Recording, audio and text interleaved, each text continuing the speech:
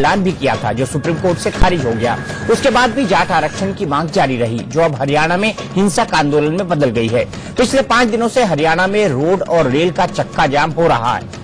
आज मामला हिंसा और आगजनी तक जा पहुंचा। रोहतक में भीड़ ने हरियाणा के वित्त मंत्री के घर पर पथराव और आगजनी की। काबू पाने के लिए पुलिस और अर्धसैनिक बलों को गोलियां चलानी पड़ी। हरियाणा के डीजीपी का कहना है कि उन्होंने हालात पर काबू पाने में मदद के लिए आर्मी चीफ और रक्षा मंत्री से बात की है। अब यह बड़ी बहस का मुद्दा है कि हरियाणा में जाट आरक्षण आंदोलन हिंसक क्यों हुआ। कभी हरियाणा, कभी गुजरात, कभी आंध्र प्रदेश। आखिर आरक्षण की आग में कब तक झुलसता रहेगा देश।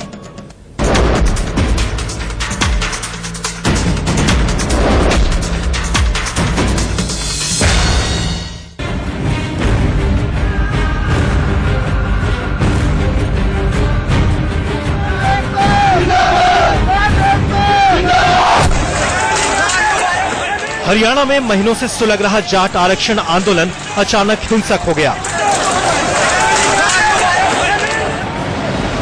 पिछले हफ्ते से रेल और सड़क जाम कर रहे जाट आरक्षण के समर्थकों ने शुक्रवार को हरियाणा के कई जिलों में कोहराम मचा दिया।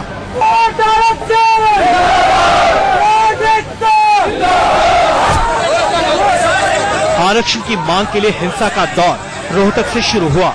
यहाँ मिनी सचिवालय के बाहर आरक्षण समर्थक, वकीलों और गैर जाट लोगों के बीच जो हंगामा हुआ, उस पर काबू पाने के लिए पुलिस को लाठियां बरसानी पड़ी।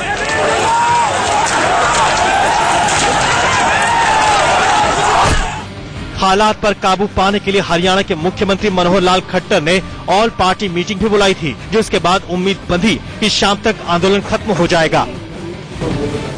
सुप्रीम कोर्ट, हाई कोर्ट के निर्णय,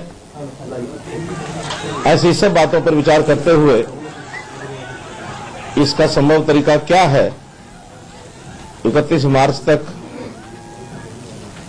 रिपोर्ट देंगे और उस कमेटी की रिपोर्ट के आधार पर इस विषय का हल निकाला जाएगा। मांग तो जायज है, लेकिन शांति बनाए रखनी चाहिए। अभी मुख्यमंत्री की प्रेस कॉन्फ्रेंस हुई है, उसमें उन्होंने निवेदन किया है कि जो भी बात है बैठ के बातचीत की जाएंगी और अगर विधानसभा में लाना पड़ा बिल तो लाएंगे। तो मेरे विचार से उनके आश्वासन के बाद हमें मान जाना चाहिए और भारतीय जनता पार्टी अपना स्टैंड क्लियर कर चुकी है कि वो जाट आरक्षण के पक्ष में है। लेकिन आंदोलन खत्म होने की बजाय और भड़क गया। उग्र लोगों की भीड़ ने रोहतक में हरियाणा के वित्त मंत्री कैप्टन अभिमन्यु के घर पर पथराव और आगजनी कर दी। यहाँ हालात पर काबू पाने के लिए पुलिस को फायरिंग करनी पड़ी। मॉब बिल्कुल लीडरलेस मॉब है। उन्होंने बाद में माननीय वित्त मंत्री जी के घर पे आग लगा दी और तोड़फोड़ की। हरियाणा में जाट नेता और संगठन कई साल से मांग कर रहे हैं कि उन्हें आरक्षण दिया जाए। पिछली कांग्रेस सरकार ने जाटों को आरक्षण देने का ऐलान भी किया था, जिस पर सुप्रीम कोर्ट ने रोक लगा दी। फिर भी जाट नेता आरक्षण की मांग पर अड़े रहे। अब बड़ा सवाल यह है कि जो आंदोलन इतने दिनों से शांतिपूर्वक चल रहा था, वो अचानक हिंसक क्यों हो गया। ये भारतीय जनता पार्टी की खुद की देन है, क्योंकि इनका विरोधाभासी जो भाषण आते रहे, कोई तो इनका सांसद कुछ कहे, इनका मंत्री कुछ कहे, केंद्र का मंत्री कुछ कहे, कोई इनको उकसाने का भाषण देता रहा। जाट कम्युनिटी को बरगलाया गया, लॉलीपॉप देने का काम किया, झूठ बोलने का काम किया और ऐसा ही काम मनोहर लाल खट्टर जी की सरकार ने किया। आज जाटों के नौजवानों को, इस कम्युनिटी के नौजवानों को बिना किसी लीडरशिप के सड़कों पर बैठना पड़ रहा है। सवाल सिर्फ हरियाणा में आरक्षण के लिए हिंसक आंदोलन का नहीं है। इससे पहले गुजरात में पाटीदार अनामत आंदोलन समिति ने हार्दिक पटेल की अगुवाई में पटेल बिरादरी के लोगों को आरक्षण देने की मांग की।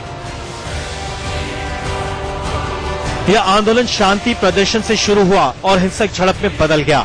हार्दिक पटेल और उनके कई साथी आज भी जेल में हैं।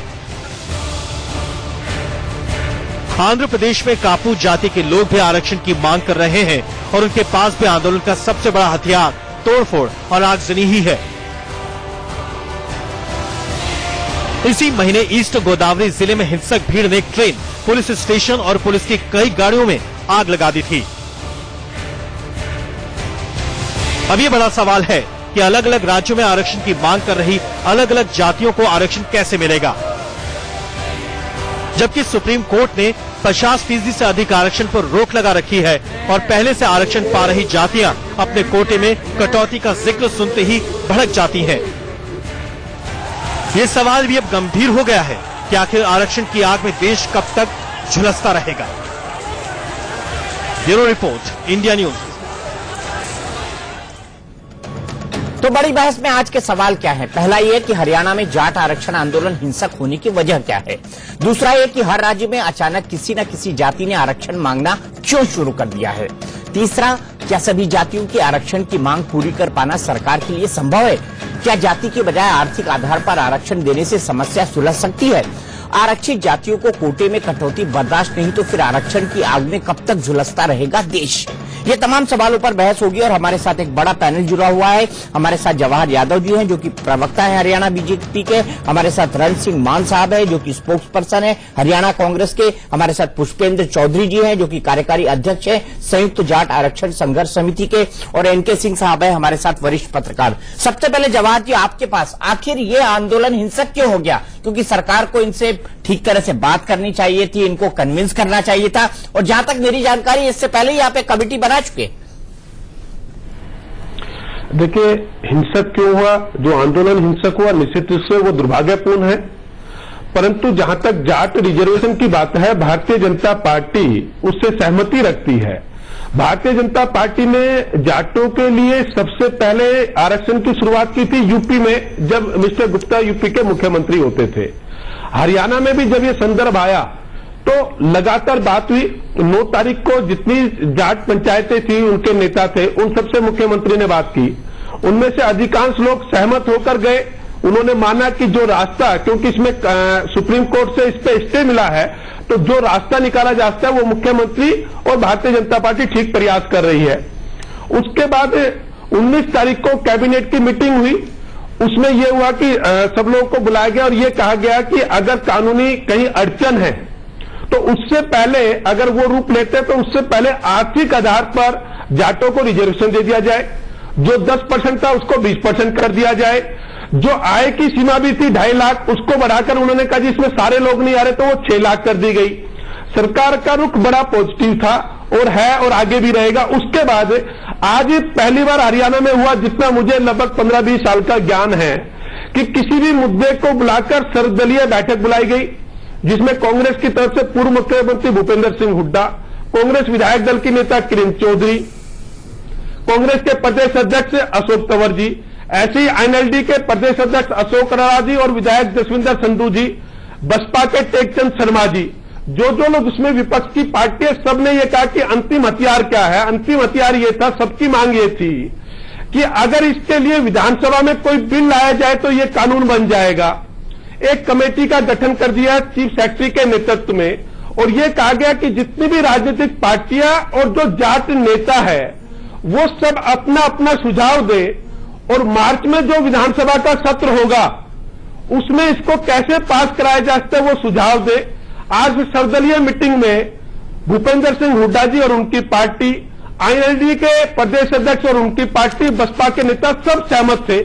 जो छोटे मोटे आपस में गिले शिकवे थे, चाहे वो राजकुमार सैनी को लेकर हो, चाहे हमारे मंत्री रामविलास शर्मा जी को लेकर हो, भूपेंद्र सिंह हुड्डा जी ने यह भी कहा कि भाई रामविलास शर्मा जी ने मेरे बारे में कुछ टिप्पणी की, तो रामविलास शर्मा जी ने भी बड़ा दिल करते हुए ये कहा कि मेरे शब्दों से भूपेंद्र सिंह हुड्डा जी को या किसी का मन आहत हुआ है तो मैं अपने शब्द वापिस ले लेता हूं। एक सौहार्दपूर्ण वातावरण में आज सारा विषय समाप्त हो गया। जवाब ये तो ठीक है, लेकिन आज सेना क्यों बुलानी पड़ गई? आपकी बात मैंने मानी, चीफ मिनिस्टर ने पहल की थी, ऑल पार्टी मीटिंग हुई, लेकिन क्यों ऐसे हालात बने कि आज सेना बुलानी पड़ गई? देखिए, सेना इसलिए बुलानी पड़ी, आज जैसे जैसे दोपहर के बाद से हर जगह आंदोलन हिंसक होता चला गया। इसमें मैं ये नहीं कह रहा कि इसमें सभी लोग चाहते थे, सभी राजनीतिक पार्टियां चाहती थी अभी आंदोलन समाप्त होना चाहिए। हमारा जाट नेताओं से लगातार प्रयास था कि आप बात कर चुके हैं, आगे भी किसी को लगता है बात करने की आवश्यकता, आपका स्वागत है, परंतु आंदोलन हिंसक इतना हो गया कि अनेकों जगह पुलिस स्टेशन फूंक दिए गए, अनेकों बस्तियों में किया गया, इवन यहां तक हुआ हमारे प्रदेश के वित्त मंत्री, उसके घर को जला दिया गया। मैं कहता हूं कि ये सौभाग्य, हम किसी भी मृत्यु को, चाहे आंदोलनकारी हो, चाहे फोर्स का व्यक्ति हो, किसी को खरोच भी आती है तो हम मानते हैं वो गलत है। अगर सीआरपीएफ पे भी जो गोली चली आत्मरक्षा में, उन्होंने भी गोली चलाई, हम मानते हैं किसी को नुकसान नहीं पहुंचना चाहिए। वित्त मंत्री का पूरा परिवार उस समय घर में था। अगर वो लोग दीवार तोड़ के दूसरी जगह नहीं निकलते तो पूरा का पूरा परिवार आज जीवित नहीं होता। आज किस विकट परिस्थितियों में ये एक्शन लेना पड़ा कि हमें जानमाल की सुरक्षा करनी है, हमें इनोसेंट व्यक्ति को बचा के रखना है, हमें जो आंदोलनकारी है उनसे भी हमारी प्रार्थना है। मुख्यमंत्री कर चुके, मैं फिर आपके माध्यम से करना चाहता हूं। हरियाणा सरकार जाटों को रिजर्वेशन देना चाहती है, हमने रास्ता तय कर लिया, आपके नेताओं से बात करके तय कर लिया, विपक्ष के नेताओं से बात कर लिया।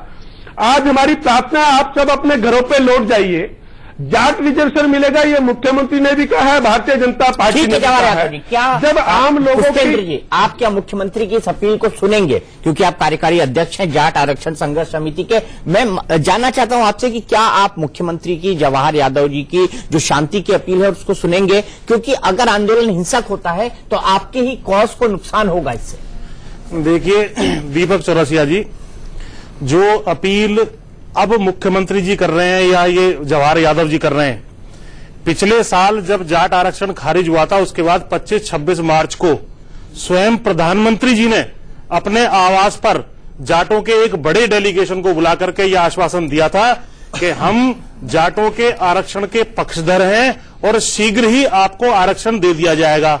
लेकिन अगला मार्च आ गया, उस पर कोई कार्रवाई किसी किस्म की नहीं हुई और जाटों का पेशेंस और धैर्य अब जवाब दे चुका है, वे सड़कों पे उतर आए। और सरकारों की भी कुछ ऐसी आदत पड़ गई है कि जब तक अपनी मांग को लेकर के आप सड़कों पे ना उतरें तब तक सरकार के कान पे कोई जू नहीं रेंगती। जब प्रधानमंत्री के आश्वासन के बाद भी कुछ नहीं हुआ तो ये इनके आश्वासन के बाद क्या संभावना आप देख सकते हैं। आप जवाहर सिंह जी बैठे हैं, जवाहर यादव जी बताइए जवाहर यादव जी, सीधा सवाल है आप पे कि जब तक ये सड़कों पर उतरे नहीं तब तक आपके कान में जू नहीं रहेंगी, ये आरोप है जाट आरक्षण संघर्ष समिति। बिल्कुल सीधा उत्तर भी बिल्कुल सीधा है। 9 तारीख को सभी जाट नेताओं से बुलाकर बात की, सारे जाट नेता सहमत हुए, एक कमेटी का गठन कर दिया गया। 19 तारीख को मंत्रिमंडल की बैठक बुला ली, जो अपना सर्वदलीय बैठक है उसमें बुला ली, विधानसभा में सत्र लाकर इस बिल को पास कराने की बात कह दी। और जिसमें ये केवल भारतीय जनता पार्टी ने नहीं की, क्योंकि यहां पर हम कोई राजनीति नहीं करना चाहते, उसमें हमारे साथ में कांग्रेस भी साथ खड़ी थी, आईएनएलडी भी साथ खड़ा, दूसरी पार्टियां भी साथ खड़ी है। तो मेरा मानना यह है कि आज आपको सभी राजनीतिक पार्टियों पर विश्वास करते हुए, प्रदेश के मुख्यमंत्री पर विश्वास करते हुए कि उन्होंने 9 तारीख को यह आश्वासन दे दिया था, हिंसक आंदोलन तो कल हुआ है। तो हमारा मानना है कि आज आपसे उम्मीद रखते हैं पुष्पेंद्र जी कि अपने दिल को बड़ा करते हुए आप इस आंदोलन को वापस लीजिए। मार्च तक के समय में ज्यादा समय नहीं बचा, यहां लोगों की जान माल की सुरक्षा है। आज इसमें इस आंदोलन से ऐसा नहीं है कि नॉन जाट दुखी है, इससे जाट भी दुखी है। कैप्टन साहब तो जाट थे, इसका मतलब हरियाणा के 2.5 करोड़ लोग इससे दुखी ना हो। और जो सड़क पे बैठा हुआ व्यक्ति है जिसने ट्रैक को रोका हुआ है वो भी बेचारा दुखी है। मैं ये नहीं कह रहा कि वो दुखी नहीं है, वो भी अपना घर परिवार छोड़ के दुखी है। तो मेरा आपसे आग्रह है पुष्पेंद्र जी, इस आंदोलन को आप वापस लीजिए, मार्च तक का आप समय दीजिए, क्योंकि हरियाणा की भाजपा सरकार ने, मनोहर सरकार ने बड़ा सकारात्मक रुख दिखाया जब आपसे बात की है। अभी आप दिग्विजय चौटाला जी का बयान दे रहे थे, सकारात्मक रुख दिखाया जब आपसे बात की है। अभी आप दिग्विजय चौटाला जी का बयान दे रहे थे, परंतु उनकी पार्टी के प्रदेश अध्यक्ष का बयान दूसरा है। उन्होंने मैं राजनीति में नहीं जा रहा, जवाहर यादव जी, राजनीति में जाने का समय भी नहीं है। मुझे लगता है कि जो हिंसा बढ़ रही है कैसे उसको रोका जाए, कैसे उसको कम किया जाए, पुष्पेंद्र जी को कैसे बातचीत की टेबल पे एक बार फिर से बिठाया जाए, उसी की अपील आपने करी और वही उचित है। मान साहब, कांग्रेस पार्टी का क्या स्टैंड है? ऑल पार्टी मीटिंग में आप भी गए थे, क्या आप भी पुष्पेंद्र जी से अपील करेंगे कि भाई फिलहाल के लिए जो सड़कों पर उतरे हुए लोग हैं उससे वापस हटे और सभी पॉलिटिकल पार्टी मिलकर एक सॉल्यूशन निकालने की कोशिश करेंगी?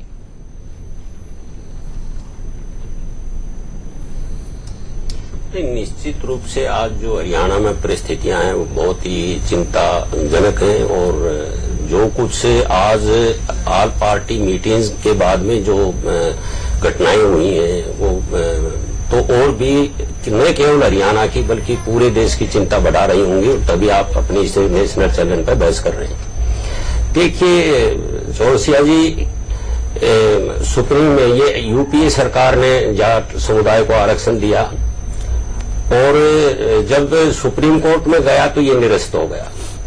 तो जब तक एनडीए की सरकार आ चुकी थी और उन लोगों ने भी ये कहा और वो सुप्रीम कोर्ट में रिव्यू पिटीशन डालने की बात कही कि यूपीए सरकार का फैसला ठीक था, उन्होंने उसका हलफनामा भी दिया इसी सिलसिले में। यहां तक तो बात ठीक थी, लेकिन उसके बाद में जब सुप्रीम कोर्ट में एक फैसला हो गया तो एक समुदाय के लोगों को ये लगा कि उनको प्रधानमंत्री जी से और भारतीय जनता पार्टी के जो राष्ट्रीय अध्यक्ष हैं उनसे मिलना चाहिए, उनसे मिले। इस बीच में जब सरकार ने फैसला भी पढ़ा होगा, लॉ मिनिस्ट्री भी है, पीएमओ भी है और उन्होंने हलफनामा भी दिया होगा, तो निश्चित रूप से केस को गहराई से जाना होगा, पढ़ा होगा उसको। तो जो समुदाय के लोग प्रधानमंत्री जी से मिले या अमित शाह जी से मिले, उन्होंने उनको आश्वासन दिया कि हम ऐसा आरक्षण के हक में है, आरक्षण देंगे। तो उसी टाइम ये फैसला करना चाहिए था भारतीय जनता पार्टी को, सारा केस स्टडी करके कि आरक्षण मिल सकता है या नहीं मिल सकता है। तो यदि इन्होंने आश्वासन दिया है तो प्रधानमंत्री का पद छोटा नहीं है, देश में सबसे बड़ा एग्जीक्यूटिव पद है, और उसी पार्टी के राष्ट्रीय अध्यक्ष भी यदि कमिटमेंट करते हैं तो निश्चित रूप से समुदाय को एक आस बंधी और उन्हें लगा कि उनको आरक्षण मिल सकता है। और उसके बाद में क्योंकि जो सुप्रीम कोर्ट से निरस्त हो गया तो यहाँ जो हरियाणा में जो स्थिति थी वो यहाँ पे 3 क्लास थी। एक जो ओरिजिनल जो बैकवर्ड क्लास थी उसको 16% आरक्षण था, जो बाद में मंडल आयोग के बाद में आए वो 11% था, और उसके बाद में हुड्डा सरकार में स्पेशल बैकवर्ड क्लास के नाम से आरक्षण तय हुआ, वो इस तरह का आरक्षण था। और जो लोग दूसरी कास्ट के थे यानी सवर्ण जाति के, उनको भी इकोनॉमिक आधार पर, जिसको अब ये 10% से 20% करने की बात कर रहे हैं, वो भी थी, तो उसके ऊपर भी रोक लग गई। तो जो एक आप थोड़ा सा तुलना कर सकते हैं, ये चीज हुई इस बीच में जब सुप्रीम कोर्ट से फैसला भी नहीं हुआ। उससे पहले इनके एक सांसद भारतीय जनता पार्टी के राजकुमार सैनी वो मैदान में आए। कोई कम्युनिटी न आप दावा कर सकते न मैं कर सकता, न जो साथ बैठे हैं आपके ये कर सकते कि सब लोग अच्छे हो सकते हैं या सब लोग किसी कम्युनिटी के बुरे होते हैं, अच्छे भी होते हैं, बुरे भी होते हैं। उन्होंने पूरी कम्युनिटी को इतना कोसा, मतलब पानी पी पी करके कोसा, यानी गालियों के स्तर तक भी बात चली गई। तो निश्चित रूप से एक शंका पैदा हुई कि जो भारतीय जनता पार्टी की लीडरशिप कमिट कर रही है उसी के सांसद दूसरी भाषा क्यों बोल रहे हैं। ठीक है, मैंने समझी आपकी बात। मैं इनके सिंह सर के पास आऊंगा। सर, सवाल यहां पर यह है कि 50% की एक लिमिट सुप्रीम कोर्ट ने तय रखी है। इसके मद्देनजर क्या मौजूदा हालात में जहां पर लिमिट एग्जॉस्ट कर जाती है वहां पर जाटों को आरक्षण देना फिलहाल के प्रावधान में क्या संभव है? ये एक बेसिक सवाल। बड़ा अच्छा आपने पूछा सवाल। ये 50% की जो लिमिट आई है ये MR Balaji versus state of Mysore 1963 का जजमेंट है, और इसमें बड़ा स्पष्ट कहा गया, under no circumstances shall reservation exceed 50%. How much less than 50% is to be decided by respective state governments. कि वो राज्य सरकारें डिसाइड करें कि 50% से कितना कम दे सकती है, 50% से ये किसी भी कीमत पे बढ़ना नहीं चाहिए। आज तक उसको ऑनर किया जा रहा है 50% से। अब आप है कि सोशल ग्रुप्स को पॉलिटिक्स में वोट लेने के लिए आप उनके एस्पिरेशंस को रेज करते हैं, महत्वाकांक्षा बढ़ाते हैं। हर चुनाव के पहले आप कहते हैं कि साहब आपको तो दिलाना ही है, आपकी बार मेरा वादा है। और जब आप आ जाते हैं तो फिर आपको लगता है कि अगर इसको दे दिया तो 50 में इसको दे दिया तो फिर बाकी लोग नाराज होंगे, तो अगली बार वोट नहीं मिलेगा, तो आप ठंडे पड़ जाते हैं। ठंडे पड़ते हैं तो अगर वो एग्रेसिव है, उसके लीडरशिप एग्रेसिव है, तो वो सड़कों पर आ जाती है, जो आज हो रहा है। तो आपने ड्रामा किया है, पूरा पॉलिटिकल क्लास इसमें ड्रामा करता है। जैसे ही इलेक्शन आता है, हुड्डा साहब ने बड़ी खूबसूरती से 2005 में कहा कि हाँ साहब पूरा देंगे, बिल्कुल। 2014 तक बिल्कुल सांस नहीं लिया। 2014 जैसे ही इलेक्शन आता है तो आप धीरे से लगा देते हैं। अब यूनियन गवर्नमेंट को आप देखिए, Congress union government, UPA government ने आरक्षण कर दिया। सुप्रीम कोर्ट में मामला गया, सुप्रीम कोर्ट समझ गया कि इलेक्शन के लिए कर रहे हैं। मोदी जी ने बहुत वायदे किए, इलेक्शन के लिए जैसे ही आपने किया, नतीजा ये हुआ कि सुप्रीम कोर्ट ने इसको बिल्कुल नल एंड वाइड कर दिया, इस उसको जियो को, और कहा कि नहीं, किसी भी कीमत पे नहीं। नतीजा ये हुआ कि 9 राज्यों में ये खत्म हो गया। तो जाट मिलने गए, जैसा पुष्पेंद्र बता रहे हैं, बिल्कुल सही कह रहे हैं कि ये मिलने गए 27 मार्च को। उसके 10 दिन पहले सुप्रीम कोर्ट में मोदी जी की गवर्नमेंट ने एक पिटीशन दायर किया, रिव्यू पिटीशन, जिसका अभी जिक्र किया मान साहब ने। रिव्यू पिटीशन दायर किया कि साहब आपका जो पुराना जजमेंट था वो गलत था। सुप्रीम कोर्ट का अगर जजमेंट आपने देखा, उसके बाद भी इलेक्टोरल वायदे करते हैं, तो गलती किसकी है? आपने सुप्रीम कोर्ट का की अवमानना की है। और अगर नहीं मानते हैं आप कि नहीं साहब ये पॉलिटिकल एक्सीजेंसी है, मुझे करना है, तो सुप्रीम कोर्ट में रिव्यू के साथ आपके पास 282 मेंबर है, ले आइए कानून, अब उसको बदलिए, सारी पार्टी साथ में है।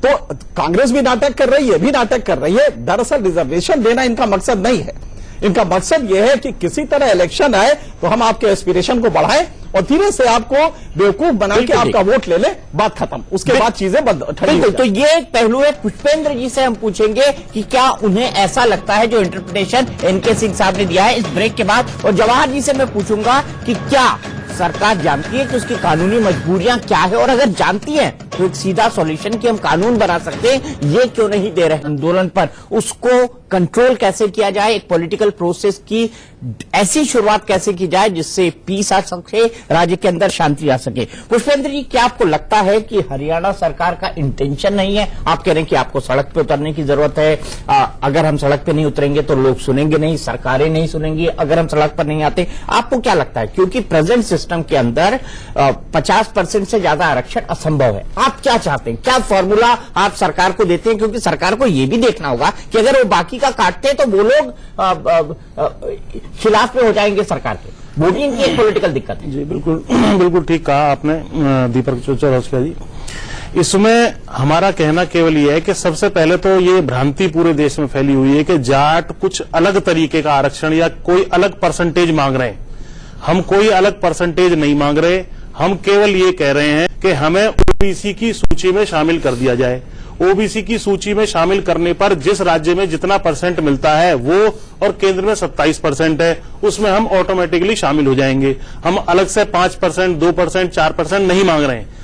और जो ईबीसी यानी इकोनॉमिकल बैकवर्ड क्लासेस का इन्होंने झुंझुना 10% से 20% थमाया है, संविधान में कहीं भी आर्थिक रूप से आरक्षण का प्रावधान नहीं है। जो सेक्शन 15(4) और सेक्शन 16(4) संविधान का है, उसमें स्पष्ट रूप से लिखा है कि सामाजिक और शैक्षणिक रूप से जो पिछड़े हैं और एससी हैं और एसटी हैं, उनके लिए विशेष प्रावधान करने का अधिकार सरकार को होगा। तो हम अलग से कोई आरक्षण नहीं मांग रहे, हमारी केवल इतनी मांग है कि हमें जिन राज्यों में, जिस प्रकार राज्यों में भी मैं आपको बता दूं कि ये जो राज्य हैं 9 राज्यों में, हम लोग पिछले साल तक सभी 9 राज्यों में हम शामिल थे ओबीसी आरक्षण में। तो क्या कारण है कि यदि हम ओबीसी आरक्षण में राज्य में शामिल हैं तो हमें केंद्र में शामिल नहीं किया जा रहा है? आपको मैं 2-3 लोगों के उदाहरण दे दूं। इस देश में 3-4 कैटेगरी हैं। एक है एससी राज्यवार, यानी राज्य को यूनिट मानते हुए एससी को आरक्षण दिया जाता है, यानी किसी राज्य में कोई जाति वो एससी है तो वो पूरे देश में एससी है। सेक्शन 341 संविधान का, एज पर सेक्शन 342 जो संविधान का, उसके अनुसार एसटी को भी राज्यवार गिनती हो रहा है। इसी तरीके से सेक्शन 30 संविधान का कहता है कि जो भाषाई अल्पसंख्यक हैं, धार्मिक अल्पसंख्यक हैं, वे सभी राज्यवार गिनती होगी। यानी कि राज्य में यदि आपको ओबीसी घोषित कर दिया है तो आप केंद्र में भी लेने के हकदार हैं। और पिछले साल जब सुप्रीम कोर्ट का आदेश आया था, उस दिन हम इन सभी राज्यों में, जो खारिज हुआ था उन सभी राज्यों में हम राज्य में थे। और सुप्रीम कोर्ट ने भी अपने आदेश में ये बात कही है, मेरे पास आदेश की कॉपी है, कि भाई आप राज्य में हैं तो ये बहुत ठोस आधार है, क्योंकि यहां पर संघीय ढांचा है, फेडरल स्ट्रक्चर है। तो जो राज्य कह दे और केंद्र कर दे, ये क्रॉस पर्पस पे काम नहीं करते। अटॉर्नी जनरल ने भी इस बात को रखा था, लेकिन सुप्रीम कोर्ट ने कहा कि हम आपकी इस बात से मानते हैं कि जाट इन राज्यों में शामिल हैं, इनका ठोस आधार है केंद्र में आने का, लेकिन आपके आंकड़े पुराने हैं। अरे भाई 10, 12, 15 साल पुराने आंकड़े पुराने हो गए, लेकिन जो मंडल कमीशन की रिपोर्ट है वो 1931 के जो जनगणना के आंकड़े हुए हैं उसके आधार पर सन 1979 में बनी, 80 में रिपोर्ट आई और 93 में 63 साल बाद लागू हुई। तो 63 साल बाद के आंकड़े तो पुराने नहीं हुए सुप्रीम कोर्ट की नजर में। हमारे जाटों के जो 10-12 साल पुराने के आंकड़े थे उनको उन्होंने पुराना घोषित कर दिया, जबकि हरियाणा के केस में 2012 में ही आयोग की रिपोर्ट हरियाणा के जाटों के फेवर में आई थी। तो हमारा कहना यह है कि इस चीज को टेक्निकलिटीज में इसमें ना उलझाया जाए। जो हरियाणा की सरकार है वो अपनी विधानसभा में कानून पारित करे और इसी प्रकार से केंद्र सरकार भी एक कानून लाए। और आपको जान करके दीपक जी आश्चर्य होगा कि देश में केवल जाटों की बात नहीं है, देश में कम से कम 700-800 ऐसी जातियां हैं जो राज्य में तो ओबीसी में हैं लेकिन केंद्र में नहीं है। समझ गया मैं आपकी बात समझ गई। जवाहर यादव जी, क्या हरियाणा सरकार एक कानून लाने के लिए राजी है? आपकी तो मेजोरिटी है। रण सिंह मान साहब भी कह रहे हैं कि नहीं हम आपके साथ हैं अगर आप आरक्षण देना चाहें, क्योंकि ये कमिटमेंट तो कांग्रेस का है। तो आइए एक कानून बनाइए, पास कर दीजिए, आरक्षण दे दीजिए, दिक्कत क्या है? अगर आप देना चाहते हैं तो कौन रोक रहा है आपको? दिल्ली में भी आप कर सकते हैं, वहां पे भी आप कर सकते हैं, हरियाणा में। दीपक चौरसिया जी, एक तो मैं पहले हमारे वरिष्ठ पत्रकार एनके सिंह जी ने कहा कि केवल चुनाव के ध्यान में रखते हुए राजनीतिक पार्टियां ऐसा ड्रामा करती है, जिसमें इन्होंने भाजपा का भी नाम लिया, ऐसा एक शब्द का इस्तेमाल किया था। मैं उससे बिल्कुल सहमत नहीं हूं। हरियाणा में कोई चुनाव नहीं है, फिलहाल केंद्र में भी कोई चुनाव नहीं है। जो मेरे चुनाव तो जीत लिया ना, ये क्या क्या आपने जवाहर यादव जी तो सर कह रहे हैं। अपनी बात में पूरी कर लो, अपनी बात में पूरी कर लो, अपनी बात में पूरी कर लो, अपनी बात में पूरी कर लेता हूं। उसके बाद आप कोई भी अपनी राय रख सकता है, सबको अधिकार है। मेरे मित्र पुष्पेंद्र जी कह रहे हैं कि विधानसभा में सत्र लाए, ये हमने कह दिया है। जब आप विधानसभा में सत्र बुलाने की बात कर रहे हैं, आज सर्वदलीय मीटिंग में क्या हुआ? यही तो हुआ कि विधानसभा का एक सत्र आएगा मार्च में, 31 मार्च तक के कमेटी रिपोर्ट दे देगी। कमेटी में सर्वदलीय कमेटी पार्टी के लोग भी हैं, प्लस जो जाट नेता है जो आप अपने सुझाव देंगे वो सुझाव दे देंगे और उस रिपोर्ट को ही तो विधानसभा में रखा जाएगा। आज पुष्पेंद्र चौधरी और मैं अलग अलग कहां पर हैं? दोनों एक ही बात कर रहे हैं। जब हम पुष्पेंद्र चौधरी की बात कर रहे हैं और सारी की सारी राजनीतिक पार्टियां वो बात कर रही है, बात समय की है। प्रधानमंत्री साहब का जो आश्वासन आया था वो 1 साल पुराना हो गया और इस देश की सच्चाई और हकीकत यह है कि जो चीज कमेटी में गई वो कमेटी में फंस के रह जाती है। आपने हरियाणा में आप इसको पहले बुला लीजिएगा सत्र को। आपने हरियाणा में बात की, अच्छा आप रास्ता बता दीजिए, फिर रास्ता क्या है आपके अनुसार? विधानसभा में नहीं जाए तो रास्ता बता दीजिए।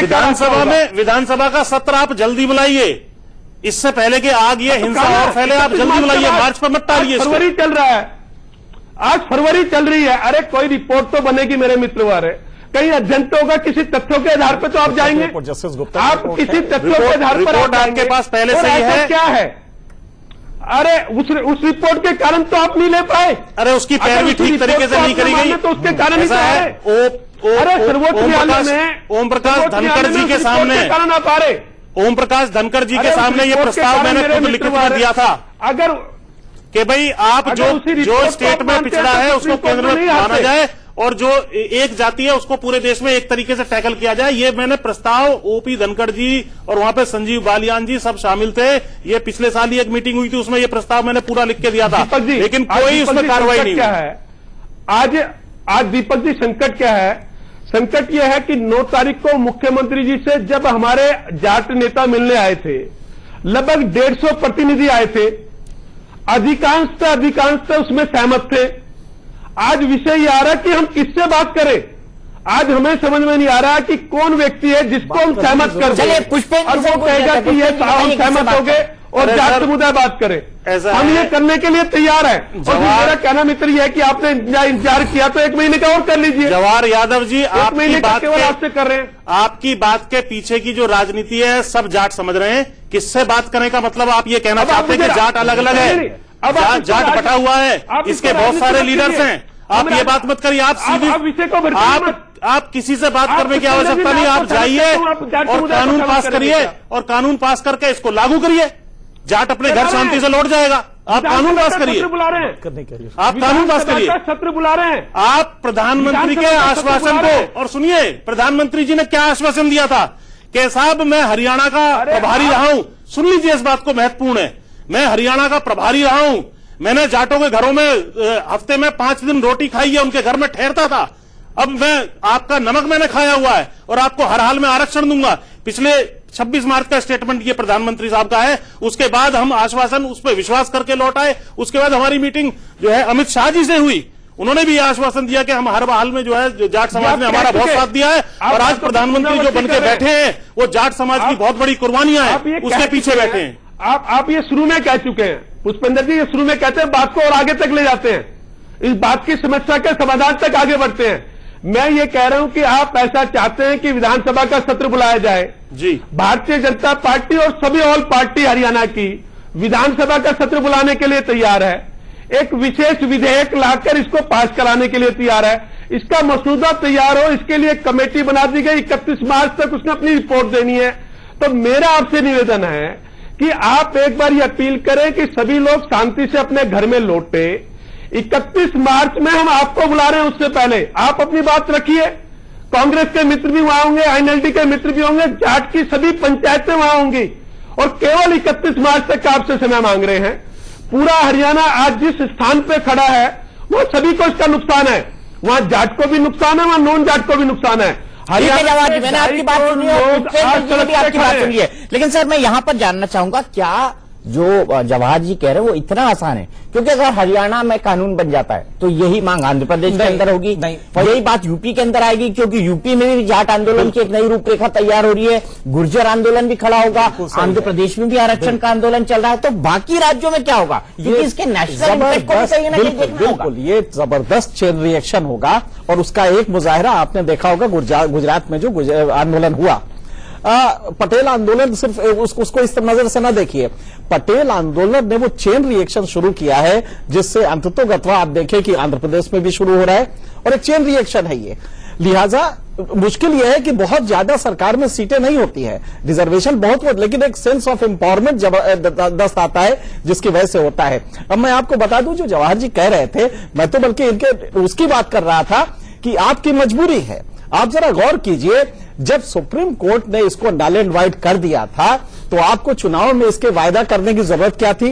और अगर वायदा किया तो जाट यही तो कह रहा है कि भैया वो सुप्रीम कोर्ट का वायदा जो किया, उसको के खिलाफ जो वायदा किया आपने उसको निभाइए, जो कि फिजिबल नहीं है। आप लोग कानून बनाएंगे, स्ट्राइक डाउन होगा। आंध्र प्रदेश का केस आपने देखा, मुसलमानों के लिए रिजर्वेशन दिया आंध्र प्रदेश ने, फाइनली सुप्रीम कोर्ट से स्ट्राइक डाउन हो गया। आप भी जानते हैं कि सुप्रीम कोर्ट में स्टैंड नहीं करेगा, कुछ फंडामेंटल रीजंस है उसके, लेकिन आप वो करेंगे, आप वादा करेंगे, फिर यहां पे आके उसको लटकाएंगे। कुछ दिन बाद जब काफी दंगा फसाद होगा तो आप उसके लिए कानून बनाएंगे, कानून कोर्ट से स्ट्राइक डाउन हो जाएगा। 15(4), 16(4) आप ध्यान रखें, 15(4) अमेंडमेंट के थ्रू लाया गया है, ओरिजिनल कॉन्स्टिट्यूशन का नहीं है।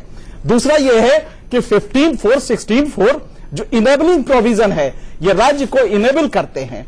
अगर आप चाहे तो करें, कोई मजबूरी नहीं है। तो अगर आप चाहते हैं करना तो कहीं कोई दिक्कत नहीं है, मेजॉरिटी अगर आपकी है तो आप उसको लागू कीजिए। लेकिन क्या आप ये जानते हैं कि ये फंडामेंटल्स को कुछ चैलेंज करता है, जिसकी वजह से सुप्रीम कोर्ट स्ट्राइक डाउन करता है? तो अगर आपको ये मालूम था कि सुप्रीम कोर्ट इसको में नहीं स्टैंड करेगा, आंध्र प्रदेश का आपने केस देखा, महाराष्ट्र का केस देखा, तो आपने वायदा क्यों किया था? वायदा अगर किया था तो आज निभाने में क्या दिक्कत है? चलिए जवाहर जी, इसका मैं जवाब लूंगा आपसे ब्रेक के बाद, क्योंकि क्या ये हवा हरियाणा के हालात की, क्या जाट आरक्षण संभव है मौजूदा कानूनी व्यवस्था में? जवाहर यादव साहब एक क्लियर कमेंट, राणा साहब कुछ कहना चाहते हैं। सर एक छोटा, रन साहब एक छोटा सा कमेंट, क्योंकि मुझे क्लोज भी करना है और मेरे पास सिर्फ 4 मिनट बचे हैं। जी बताइए, आप क्या कहना चाह रहे हैं?